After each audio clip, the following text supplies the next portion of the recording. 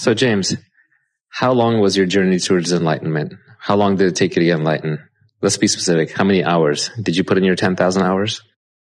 All in, I think it was about 2.5 years. Hours-wise, man, I have no idea. It was probably nowhere close to 10,000 hours. I don't think I ever had a day where it was more than 4 hours actually focused on it. Was this your sole focus and overwhelming desire? Did you have other things going on in your life? Did you disentangle from normal, everyday, ordinary affairs? It was the most important thing to me, but no, I still had a lot of other things going on. I was going to college at the time. I was working about 30 hours a week, and I was actually training jiu-jitsu when I first started getting into it, and I stopped doing that so that I would have time to read, have time to reflect and introspect, and eventually kind of gradually disentangled myself from other things. What about all these people who put in their 10,000 hours, all the self-inquiry, all the meditation, all the yoga retreats, all the spiritual questioning? They've been working at it for 20 years. What are they doing wrong? The reality is most of these people are not truly interested in enlightenment. And because they're not really interested in enlightenment, there are 10,000 different micro things they're doing wrong. And it would take you an entire lifetime to catalog all of them and name them. The real solution is just genuinely having an interest in enlightenment, and all of those problems solve themselves. Just in enlightenment, and all of those problems solve themselves. What is the problem in the first place? What does it even mean to try and be enlightened? It feels very fuzzy to me. I've heard Kapil Gupta say it's the end of all chases. Some people think of it as like a marvelous, brilliant experience where you live in a psychedelic, mystical state connected in union with God. Others think that it's just you're floating on air. What is this magical state? Do you levitate physically, mentally? There have been a lot of descriptions. Most of them are accurate in some sense because they describe an aspect of the experience or a consequence of becoming enlightened. But to me, the core of it is life without self. So I think of as enlightenment as whatever remains, whatever that state is, when you no longer see a self within you. So you've described this as a process of looking and looking and looking until you're convinced it's not there. Is that roughly correct? And to be clear, we're talking about a psychological self. There is a mind, there is a body. Those are real things, real in quotes. Yeah, the problem is if you're looking for yourself and the truth of the matter is that there is no self, you can't find the absence of a self because it's not a thing. What happens is you look and look and look and you continually fail to find a self. And eventually it dawns on you that there is no self because you've looked everywhere and you still haven't seen it. And when you finally realize there's no such thing, is it a mystical experience? How do you feel? So I had a very clear moment when I found enlightenment, even though I didn't realize that was what it was at the time. And in that moment, you know, people talk about having out-of-body experiences where it's like they're floating above and behind their body looking at themselves. And in that same sense, it was an out-of-mind experience for me. So it was like all the contents of my mind were laid out in front of me and I could see the falsehoods in them. But in terms of the everyday lived experience of the enlightened state, it's pretty damn similar to what normal life was like before. Do you still experience suffering? Do you experience bliss? I don't experience suffering. Bliss, it really depends on how you mean bliss. I wouldn't choose that word necessarily because to me it invokes this sense of an altered kind of high.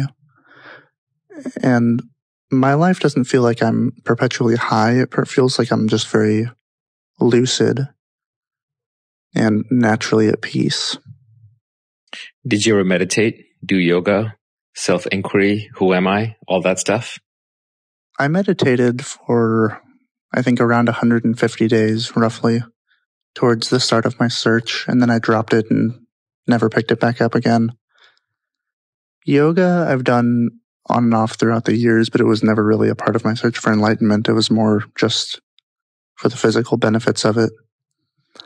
The real bulk of what I did in the search for enlightenment and what I think led to it was self-inquiry, introspection, and reading books from other enlightened people.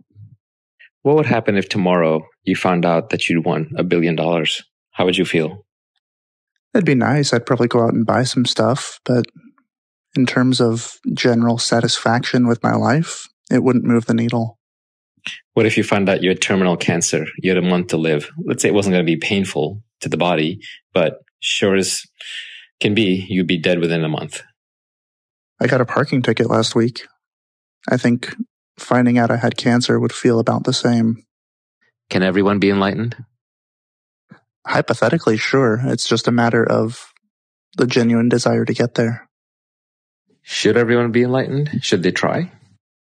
I think if you're very attached to your sense of self and someone took that away from you, it would be a very unpleasant experience.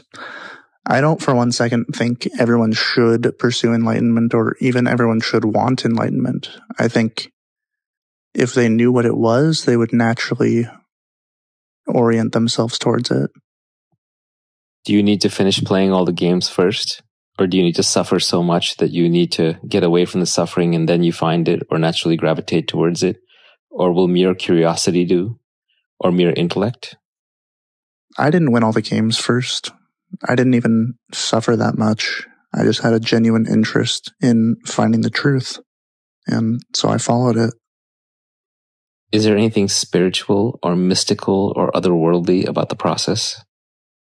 And what about all these people going on retreats and doing yoga and meditation and practicing loving kindness and chanting mantras? Are they just wasting their time? There are parts of it that go beyond pure logic or rationality. So I suppose you could call those spiritual or mystical. But otherworldly, no, I would not say so. Enlightenment is truth realization, and what is truth but the very world we live in?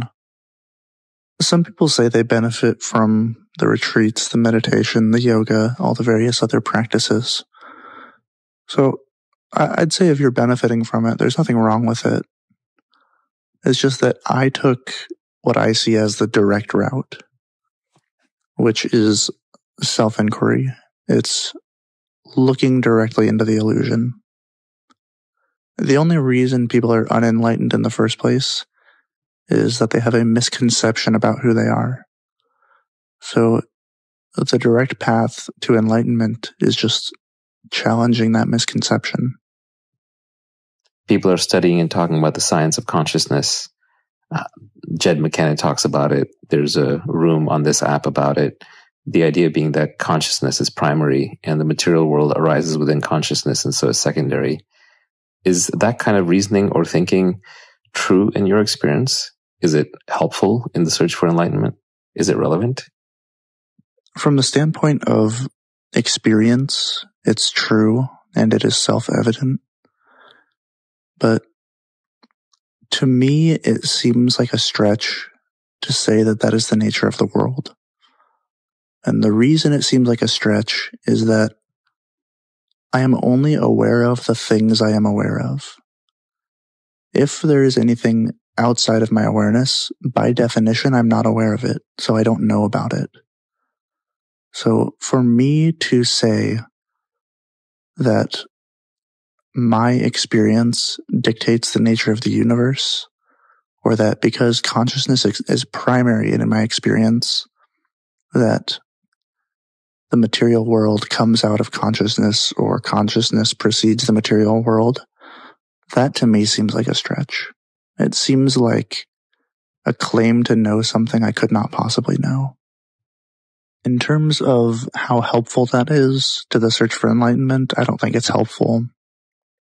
The only helpfulness that is in that sort of genre is the idea that consciousness precedes your experience of reality. That the base state of pure consciousness is what's behind all your thoughts and your emotions and your feelings and all the content of experience that you get mixed up in. How about approaching it from the other side? Instead of looking for the self, rather you settle into awareness. You meditate on the awareness and have awareness about awareness. You notice how awareness can be used to observe everything and can be a witness to your experience.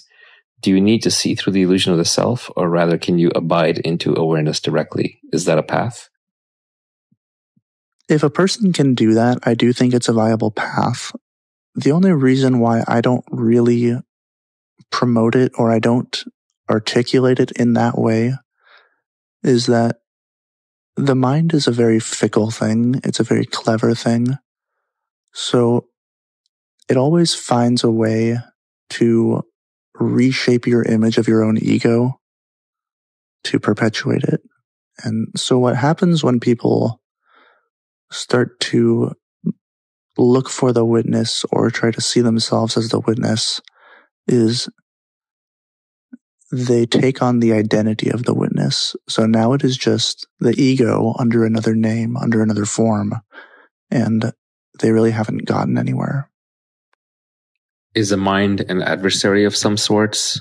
A prison keeper, a warden, someone that's keeping you trapped in a false sense or false self-image? It's more that the mind is the prison and it creates the sense of a prisoner. And as long as one believes in the prisoner, the mind remains a prison. But the moment that idea disappears, the mind is a very pleasant place to be. There's nothing wrong with it. It's not an adversary. It's not out to get you. The problem isn't the mind. The problem is having a delusional mind. What do you give up by being enlightened? Can you still experience the same levels of joy and pleasure? Do you still fall in love? Are you still driven to do things? Or are you just kind of breezing through life, casual, detached, aware, but not interested in anything or anyone?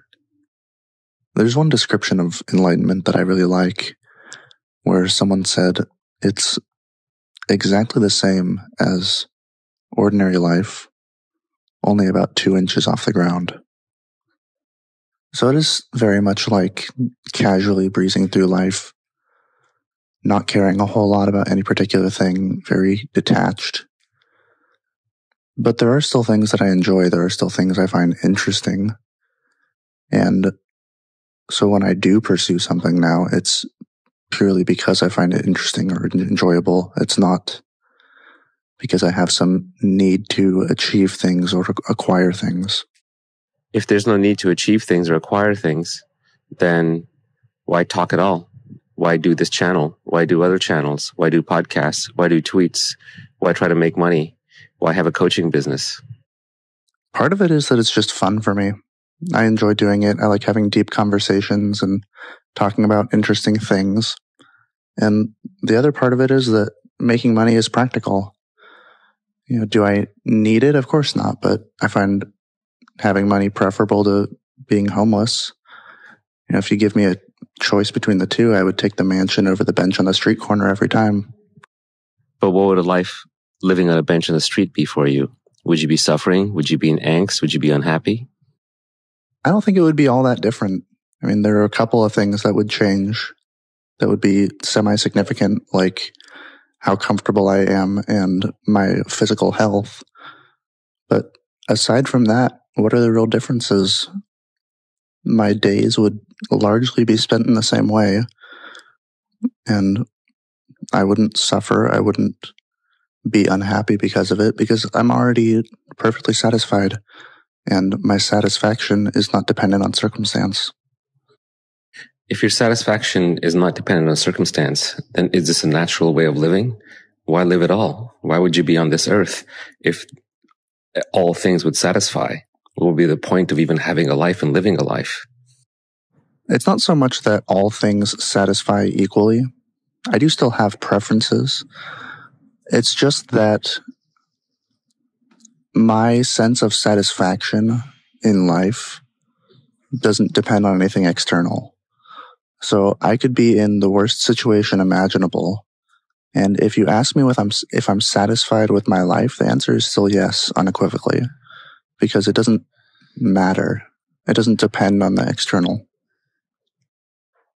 Now, having said that, I do really enjoy life. I find it to be a wonderful experience.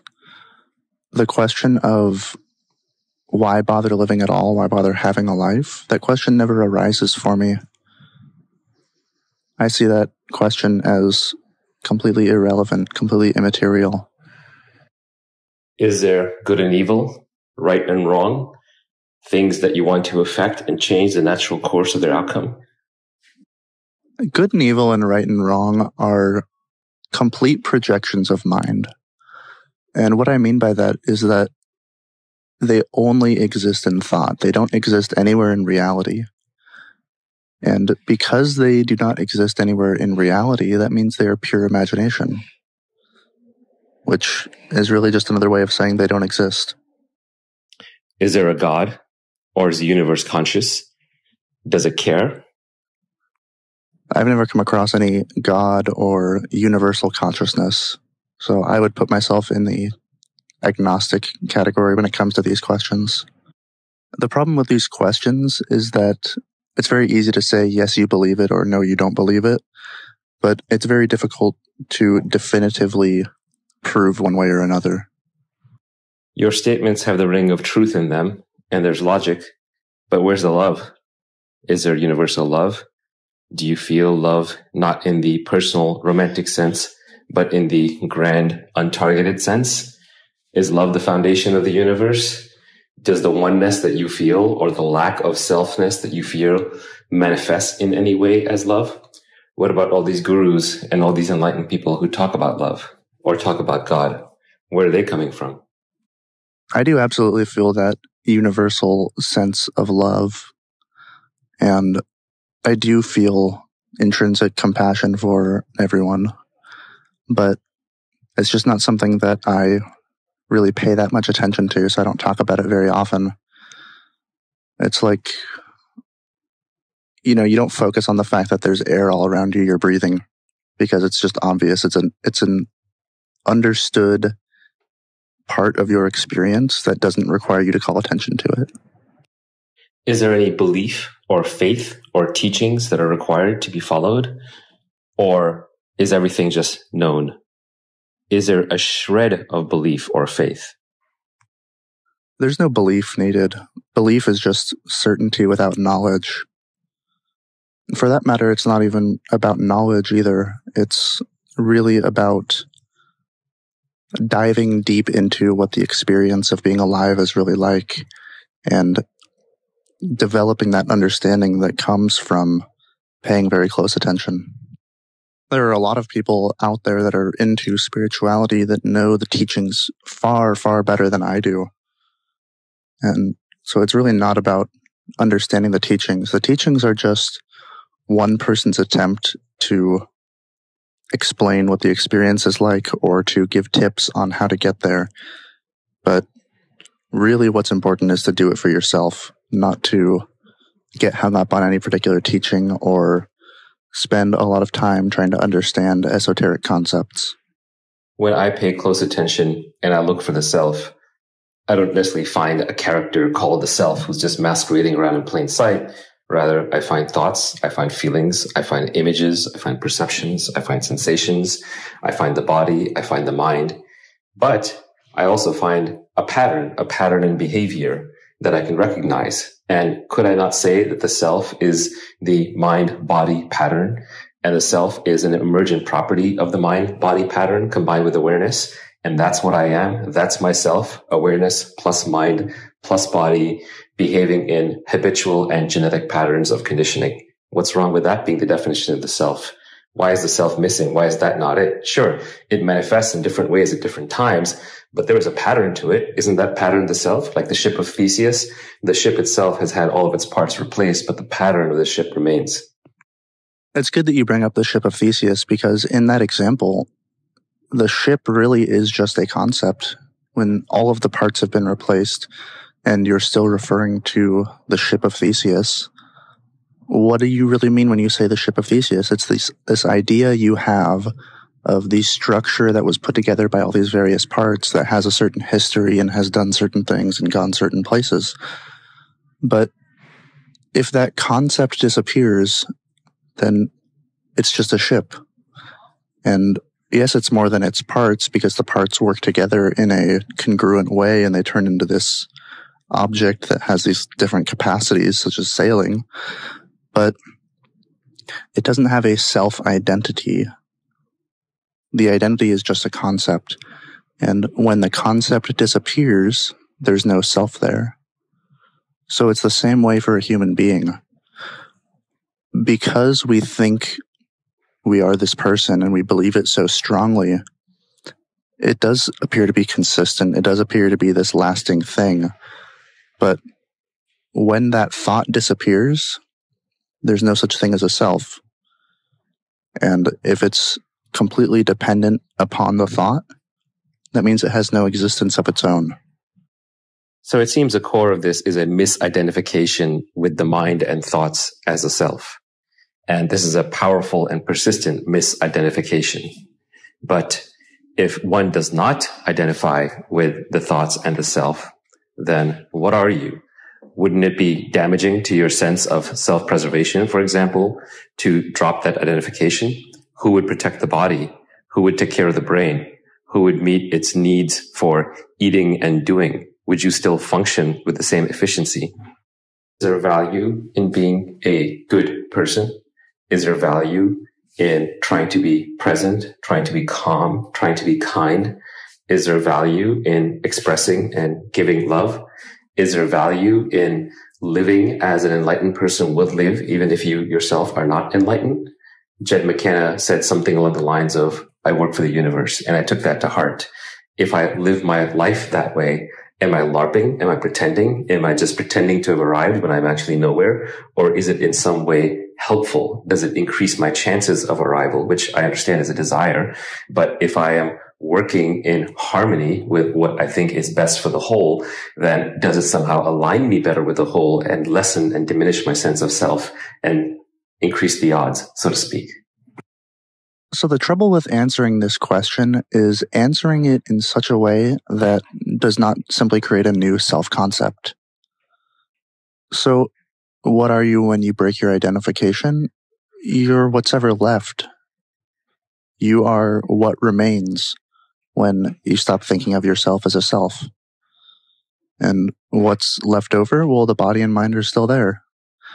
The latent tendencies you have are still there for the most part. There are certain things that change as a result of realization, but they only change because you see the flaws in your previous thinking.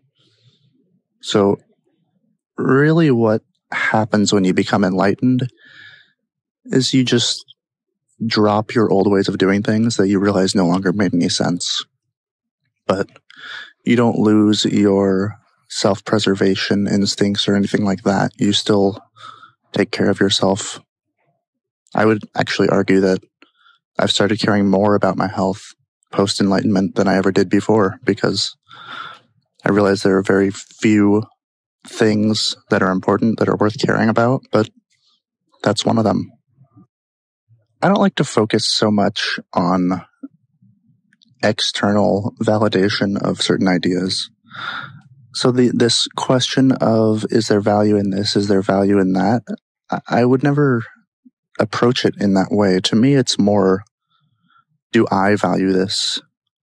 Is this something that I see as desirable? And if it is, then I pursue it. But when it comes to enlightenment, I don't see the point of trying to LARP as an enlightened person. I don't think it really moves the needle. Maybe it does 1 or 2%, but there, I think, are far better ways to spend your time if you're really pursuing enlightenment. What is the best way to spend your time if you're pursuing enlightenment? What is the most effective? What is the most direct? Is it the same for everybody, or will it be different for different people? What is going to get you there the fastest with the mostest, so to speak? You didn't pray. You didn't meditate. You didn't put in the hours. 150 hours of meditation is nothing. You didn't chant the mantras. You didn't make the offerings. You didn't go to a monastery. You didn't study under a guru. You didn't sit under a Bodhi tree. You're not even brown, for God's sake. You don't grow up in the tradition. You have no certificate. You have no epaulets. You have no medals. You have no necklaces. You have no holy book. You have no guru. You have no right. How dare you? How dare you be young, white, and enlightened? It's an insult to everybody else who tried. How did you pull it off? Or are you just lying? How do we know? How do we know you're not a faker? The reason everyone is not enlightened is that they have misconceptions about who they are. So the direct route to enlightenment is directly challenging those misconceptions. And that's what self-inquiry is. That's why there's the famous advice from Ramana Maharshi. Ask yourself, who am I? Ultimately, it's a waste of time trying to figure out if someone else is enlightened. You never have access to their experience of life. You can't peer inside their head and see what's going on. So it's an unanswerable question. The more important question is, does what they're saying resonate with you? Are they saying things that are guiding you to deeper realizations about reality, about yourself? Are they changing your life in some way? Or are they just talking and the words are falling flat? Is there such a thing as progress on the path, or does it happen in an instant? Is there even a choice? Is there free will associated with this, that one can make the choice and then become intensely curious and cultivate that curiosity? Or is it going to happen or not, and you just kind of have to let go and accept your fate? From your position, is there any such thing as karma, fate, effectiveness of prayer? Jed McKenna says the universe is like a big playful puppy. Do you have any sense of that? Or is the universe cold, dark, uncaring? Is it a haunted house? What is the closest analogy to where we actually are? Is it a dreamscape? Is it God's dream? I hear all these different analogies. They mean kind of different things. What's yours? There is such a thing as progress on the path to enlightenment. There is a successive breaking through certain illusions.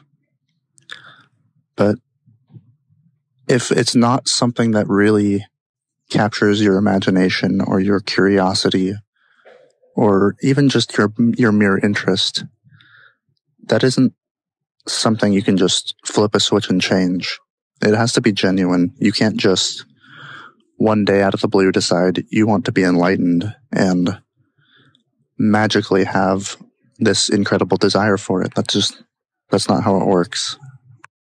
There was one person, I forget who, but they described enlightenment as a diamond with many different faces. And depending on which face of the diamond you're looking at, it looks very different, but it is still the same diamond. So all of these various descriptions of the universe, as seen from the enlightened perspective, have their own grain of truth. But as is always the case with language, something is lost in translation. Something disappears when you try to put the experience into words.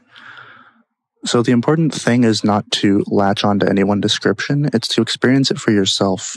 And when you experience it for yourself, you can look at it and say, oh, that's what they meant when they said this. But until you have that experience, you're never going to get the interpretation quite right.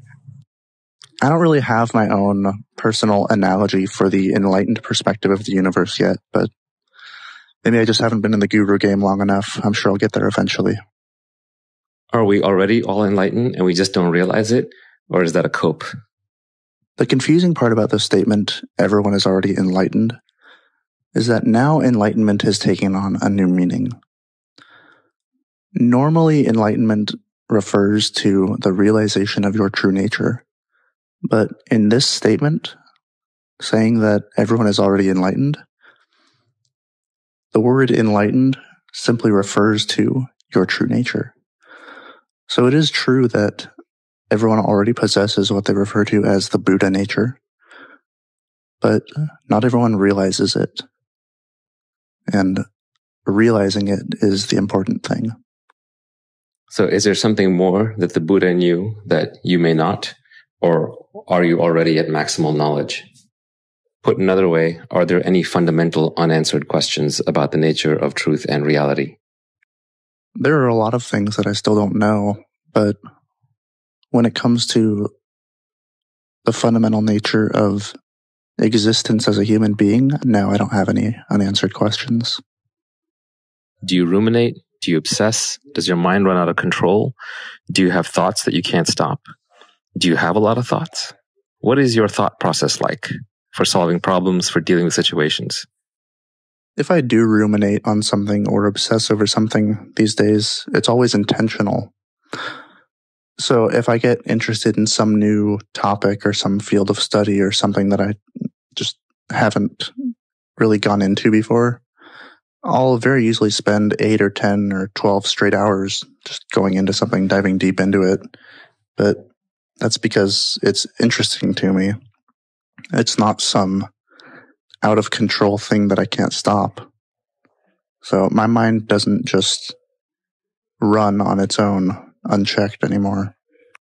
When it comes to dealing with normal everyday situations, they don't really require much thought, if any.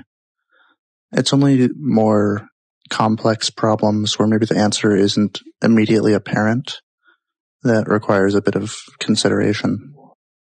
What emotions do you still feel, and how strong are they? I still feel a wide range of emotions. It's not like I became enlightened and turned into the Terminator or anything. It's just that they are never overpowering anymore. And there are certain emotions that I don't feel at all, like anger and jealousy. Why don't you feel anger and jealousy at all? Those seem pretty big. Honestly, I just don't see the point. Do you ever get bored? I get bored of doing specific things. So if I do something for long enough, eventually I won't feel like doing it anymore. But in a general sense, no, I don't ever get bored. I could sit and do nothing all day and never feel bored.